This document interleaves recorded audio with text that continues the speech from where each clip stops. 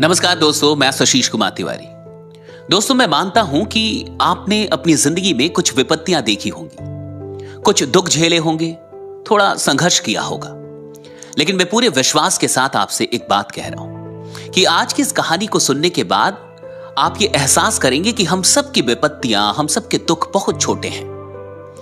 और ये कहानी इतनी शानदार है कि अगर आपको ये कहानी समझ में आ गई तो आज के बाद दुनिया की कोई भी विपत्ति आपको हरा नहीं पाएगी। यह सच्ची कहानी शुरू होती है झारखंड राज्य के सरायकेला खरसावा जिले से। एक छोटे से गांव में एक छोटी सी बच्ची की यह कहानी है, जिस बच्ची की शादी महज 12 साल की उम्र में करा दी जाती। इतने छोटी उम्र में शादी सिर्फ इसलिए होती है क्योंकि वो जिस समाज से बिलोंग करती है वहां पे पढ़े लिखे लोग कम होते हैं। एक ऐसा समाज जो सामाजिक और आर्थिक तौर पे उतना विकसित नहीं होता, तो छोटे उम्र में बच्चियों की शादी करा दी जाती है। 12 साल की उम्र में जब इसकी शादी होती है और ये अपने ससुराल पहुंचती है, तो ये लड़की उस मोहल्ले के लिए, उस गांव के लिए सबसे खूबसूरत होती है। ये खुद अपनी कहानी में कहती हैं एक बार कि उनकी खूबसूरती उनके लिए अभिशाप बन गई थी। होता कुछ यूं है कि ये चूंकि बहुत अधिक खूबसूरत होती हैं, तो उनके जो जेठ थे, जो गोतिया लोग थे, जो पड़ोसी थे, उनकी एक बुरी नजर इस महिला पे हमेशा से रहती है। उन लोगों ने कई बार ऐसी कोशिश की कि इसके साथ दुष्कर्म किया जाए, लेकिन वो फेल हुए। एक बार की बात थी कि ये एक तालाब में नहाने पहुंची है और जब वो वहां से निकलती है तो कुछ लोग वहां पहुंच जाते हैं जो इसके साथ दुष्कर्म करने की कोशिश करते हैं, लेकिन ये जोर जोर से चिल्लाने लगती है। फिर जाके ये कैसे भी बच पाती है।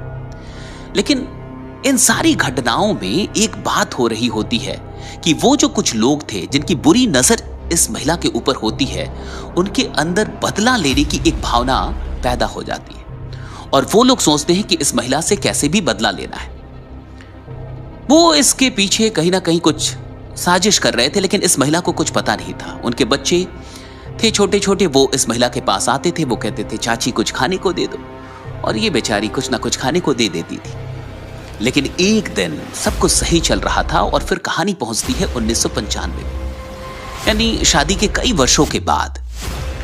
और जब 1995 में 2 सितंबर को एक गोतिया, एक जेठ की बेटी की तबीयत खराब हो जाती है। और जब तबीयत खराब होती है तो सारा इल्जाम इसका इस महिला के माथे पे बढ़ दिया जाता है कि ये डायन है, इसने कुछ जादू टोना किया है, कुछ खिलाया है, जिसके चलते बच्चे की तबीयत खराब है। अब ये बात पूरे गांव में फैलती है और 3 सितंबर 1995 को गांव में एक पंचायत बुलाई जाती है। एक पंचायत बैठती है और वो एक नतीजा सुनाती है, और ये नतीजा काफी हैरान करने वाला होता है क्योंकि पंचायत ये मानती है कि ये महिला डायन है और इसी के चलते बच्चा बीमार है। उसमें 500 रुपए का जुर्माना लगता है। वो महिला डर के मारे कैसे भी पीछा छुड़ाने के लिए वो 500 रुपए जो जुर्माना उस पे लगा था वो उसे दे देती है। उसे लगता है कि 500 रुपए का जुर्माना दे दिया तो अब सब कुछ ठीक हो जाएगा, अब मेरी जिंदगी बढ़िया हो जाएगी और शायद अब ये लोग पीछे नहीं पड़ेंगे। लेकिन जब 4 सितंबर को उसकी बच्ची का, जिसकी बच्ची बीमार थी, उसकी तबीयत ठीक नहीं होती है, तो उस शाम में 40-50 लोग इसके घर में घुस जाते हैं और वो इसके साथ बलात्कार करने की कोशिश करते हैं, रेप करने की इसकी कोशिश करते हैं। वो 40-50 लोग इसे बाहर निकालते हैं, इसके बदन से कपड़े नोच लिए जाते हैं, कपड़े फाड़ दिए जाते हैं और इसे पूरी गांव में घसीटा जाता है, मारा पीटा जाता है। फिर जाके फिर से पंचायत बैठती है और 2 ओझा, 2 तांत्रिक बुलाए जाते हैं और वो कहते हैं कि इस महिला को मानव मल और मूत्र पिलाया जाए, क्योंकि मानव मल और मूत्र पिला देने से डायन, जो अंदर का डायन है, जो उसका प्रभाव है, वो मर जाता है। सारा गांव उस महिला के साथ वहां पे ये सब कुछ देख रहा है और लोग उसे सच में मानव मल मूत्र पिलाने की कोशिश करते हैं। वो महिला इनकार करती है, इसे रोकती है, लेकिन एक तरफ वो होती है और दूसरी तरफ पूरा गांव होता है। वो कैसे भी इसे रोकती है और फिर उसके बदन पे, उसके चेहरे पे ये मल मूत्र पड़ जाता है। बड़ी मुश्किल से वो कैसे भी वहां से भागती है खुद को बचा के, लेकिन अब इसके अपने घर में भी इसे प्रवेश नहीं मिलता। वो अपने 4 बच्चों के साथ उसी रात, क्योंकि कुछ लोग आके उसे कहते हैं कि चाची अगर आप सच में जिंदा रहना चाहती हैं तो यहां से भाग जाइए, क्योंकि ये लोग आपको जिंदा नहीं छोड़ेंगे। वो उसी रात अपने 4 बच्चों को लेके वहां से भागती है।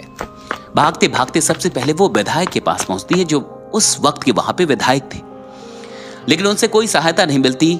उनके लोग कहते हैं कि वो 10 सितंबर को आएंगे। ये महिला कहती है कि तब तक मैं जिंदा ही नहीं रहूंगी, फिर उनके आके क्या होगा, वो क्यों आएंगे। फिर वो वहां से निकलती है, आके कहीं और रुकती है, लेकिन वहां भी डर होता है।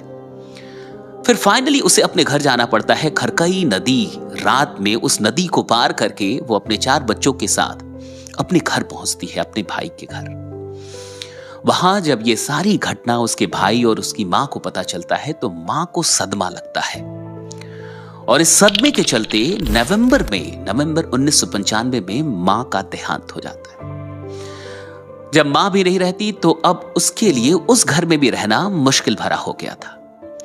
वहां से उसे निकलना पड़ता है और लगभग 8 से 10 महीने वो उसी गांव में पेड़ के नीचे अपने बच्चों को पालती है। आप सोच के देखिए। और वो जो उसका पति था वो कभी कभार आता तो था, लेकिन 1997 के बाद वो फिर कभी नहीं आया, और पति ने भी हमेशा के लिए उसे छोड़ दिया, क्योंकि पति को भी लोग भड़काते थे कि ये डायन है, कुछ कर देगी, और इस चीजों में फंस के पति ने भी उसका साथ छोड़ दिया। अब वो महिला अकेले 4 बच्चे उन्हें पाल रही है, और साथ ही साथ वो कोर्ट पहुंचती है इस लड़ाई को लड़ने के लिए। फिर वहां उसकी मुलाकात कुछ अफसरों से होती है, कुछ सरकारी अफसरों से होती है, और फिर जाके 1996 और 97 में वो फ्लैग के कुछ सदस्यों से मिलती है। फ्लैग एक फ्री लीगल एड कमेटी थी, जो फ्री में लोगों को लीगल जो एडवाइस है वो देती थी, सहायता प्रदान करती थी। उनके सदस्यों से मिलने के बाद इसकी कहानी मीडिया तक पहुंचती है। फिर धीरे धीरे क्षेत्रीय मीडिया में ये खबर बन के निकलती है कि ये सब कुछ हुआ है, और उसके संघर्ष के बारे में लोगों को पता चलता है। फिर ईश्वर की कृपा से ये कहानी धीरे धीरे पहुंच जाती है नेशनल ज्योग्राफिक चैनल के पास, और उन्हें ये कहानी इतना प्रभावित करती है कि वहां से लोग आते हैं और इसके जीवन पे, इसके संघर्ष पे एक डॉक्यूमेंट्री बनाते हैं। फिर और भी लोग जानते हैं। धीरे धीरे ये एक एनजीओ के लोगों से जुड़ जाती है, जिसका नाम था आशा। और ये जो आशा से जब जुड़ती है तब इसे पता चलता है कि कैसे कानून का उपयोग करके ये अंधविश्वास से लड़ सकती है, कैसे वो लोगों को सामाजिक तौर पे बेहतर बना सकती है, और कैसे जो सामाजिक बुराइयां हैं उनके खिलाफ एक अभियान चला सकती है। आशा से मिलने के बाद ये अपने काम को, अपने अभियान को तेज करती है, और ये महिला ठान लेती है कि जो मेरे साथ हुआ है मैं किसी और महिला के साथ नहीं होने दूंगी।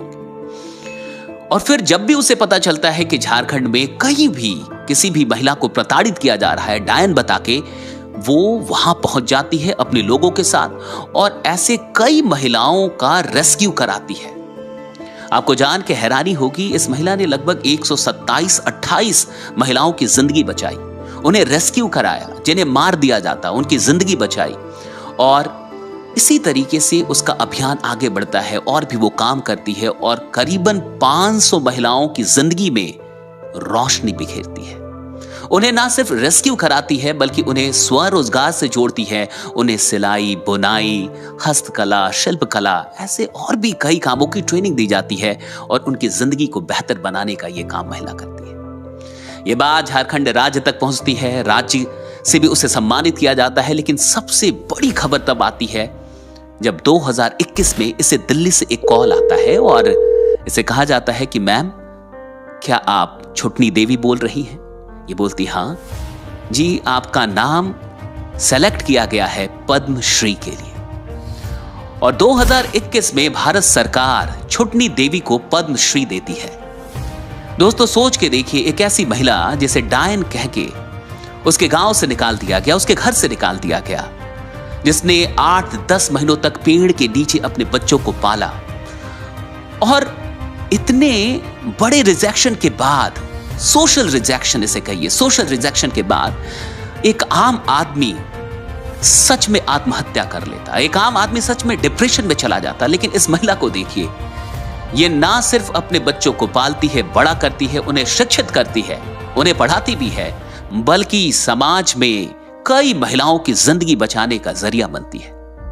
हम छोटी मोटी मुश्किलों में फंस जाते हैं, हम बहुत जल्दी किसी रिजेक्शन से हार मान लेते हैं, काम छोड़ देते हैं, जिंदगी में उदास हो जाते हैं। अगर छोटा मोटा कुछ ब्रेकअप हो जाए तो लोग आत्महत्या कर लेते हैं, एग्जाम में बढ़िया नंबर ना आए लोग आत्महत्या कर लेते हैं। लेकिन जरा सोचिए, एक महिला को के बदन से सारे कपड़े निकाल लिए जाएं, उसे पूरे गांव में घुमाया जाए, उसे मारा जाए, पीटा जाए, सबके सामने उसको डायन करार दिया जाए, उसको मल मूत्र पिलाने की कोशिश हो और फिर भी वो हार ना माने और पद्मश्री तक पहुंचे। जीवन इसी को कहते हैं, यही संभावना है जीवन की।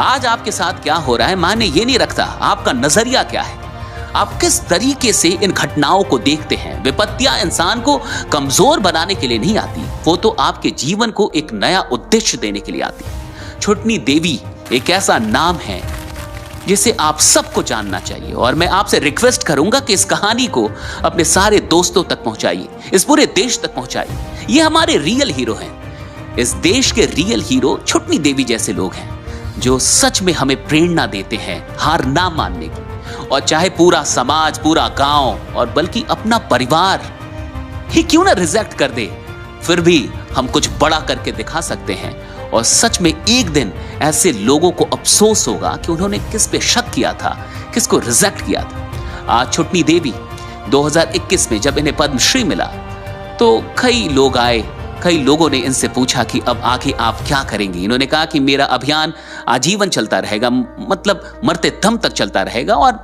मैं यही चाहती हूं कि ये जो अंधविश्वास है समाज से हमेशा हमेशा के लिए हट जाए। दोस्तों, मैं आपसे भी ये कहूंगा, अगर आप भी अपनी जिंदगी में सच में उदास हैं, मायूस हैं, तो छुटनी देवी की कहानी, इस कहानी को फिर से सुनिए। जाइए गूगल कीजिए छुटनी देवी का नाम, पढ़िए, और मैं चाहता हूं कि आप कभी हिम्मत ना हारें, अपनी जिंदगी में आगे बढ़े, क्योंकि जीवन का सच यही है कि आज कुछ भी हो, कल आप कुछ बड़ा कर सकते हैं, कुछ बेहतर कर सकते हैं। अगर ये कहानी अच्छी लगी हो तो इस चैनल को सब्सक्राइब कर लीजिएगा, इस कहानी को अपने सारे व्हाट्सएप ग्रुप, सारे दोस्तों के बीच जरूर पहुंचा दीजिएगा। बाकी बने रहिए, जमे रहिए, क्योंकि आपका जीतना सुनिश्चित है। मैं ऐसी कहानियों के साथ हमेशा आपको मिलता रहूं। Thank you so much. जय हिंद।